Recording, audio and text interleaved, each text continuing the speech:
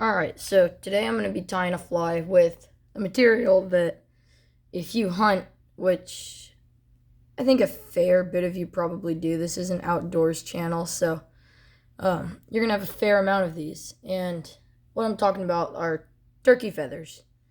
And I believe this is a body feather. This guy I know hunts, and I got a bag of about 30 of these. And I came up with this little stonefly nymph out of this, and like I said, you might have a lot of these because it's currently hunting season, at least here in Georgia, and turkey hunting is huge over here. But let's get to tying. All you'll need for this is a turkey feather, a hook with a bead head, and some dark brown dubbing. And you can see that the legs on this nymph flare out, so it's a good stonefly imitation, but I think it'll be good as an imitation for a lot of different nymph species. So let's get to tying.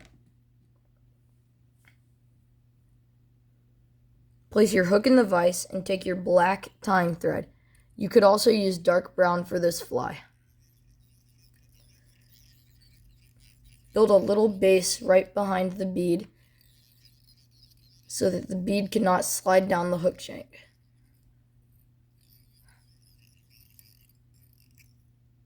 Test the bead to see if it can slide down the hook shank, and once it can't, you can trim your excess and begin your thread base.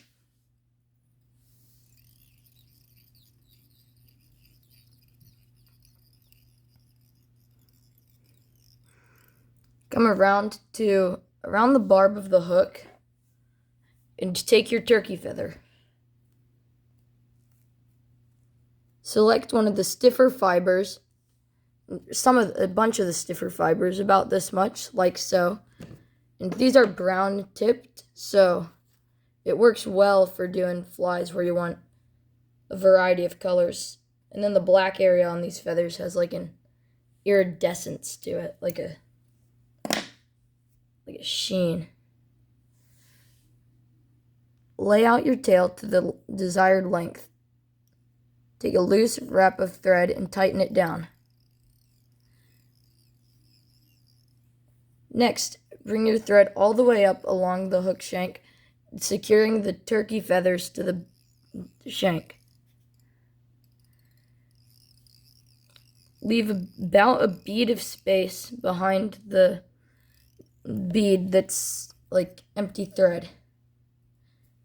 Take a pinch of dark brown, this is closer to black, dubbing, and begin winding it around the hook. If you desire a slight taper, you can build that up with your fly.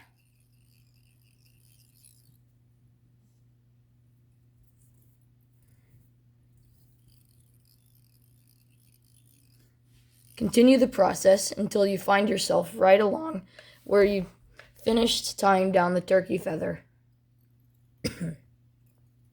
Pull out an extra 4 inches of thread and make a loop with it in the same style you would a dubbing loop.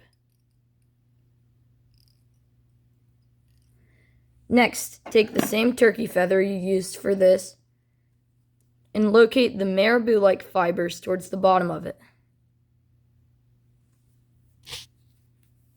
Take a pinch of the fibers and trim them.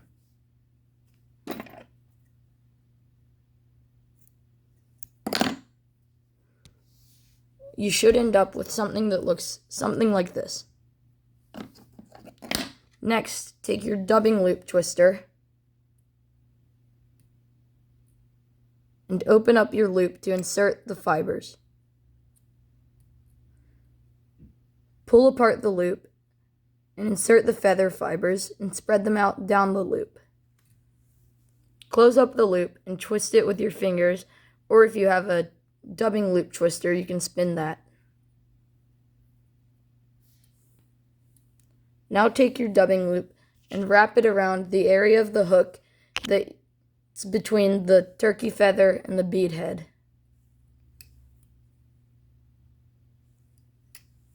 You can use your rotary tool here, but I prefer not to so that I don't interfere with the turkey feather. Secure your excess thread from the loop to the hook shank and trim it.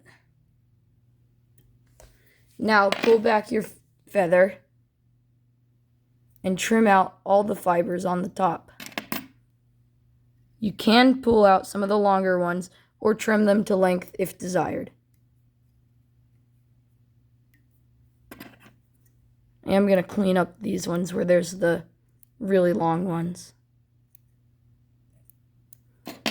Next, take your turkey feathers and pull them along to form a shell back. Hold on, actually, don't do that just yet. Stroke your turkey feathers back and tie them down in the same style you would a soft hackle and fly hackle. Take your turkey feathers and secure them to the shank of the hook. Trim it down and tie down the excess. Your fly is almost complete. All you need to do is take your whip finisher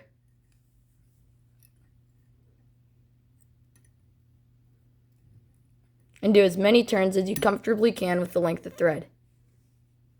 See, my thread snapped there, which will happen if you put too much stress on it. So I trim it down and I take the thread from my bobbin. This is a good learning experience here. And I begin tying it down as I would at the start of the fly.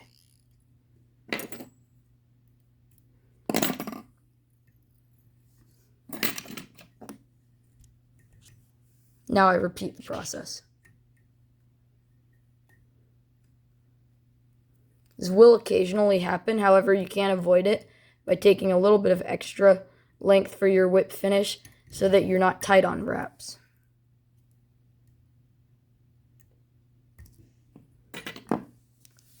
Your fly is now complete.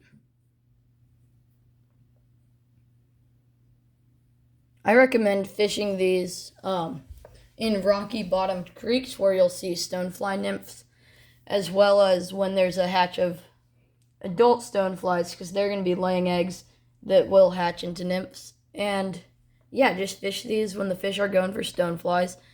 As usual for trout fishing, fish them in the slower areas of water. The areas of water there's going to be trout that time of year. And yeah, let me know what you think of this fly. If you enjoyed this video, like and subscribe, and check out my Instagram @fliesandfinesse.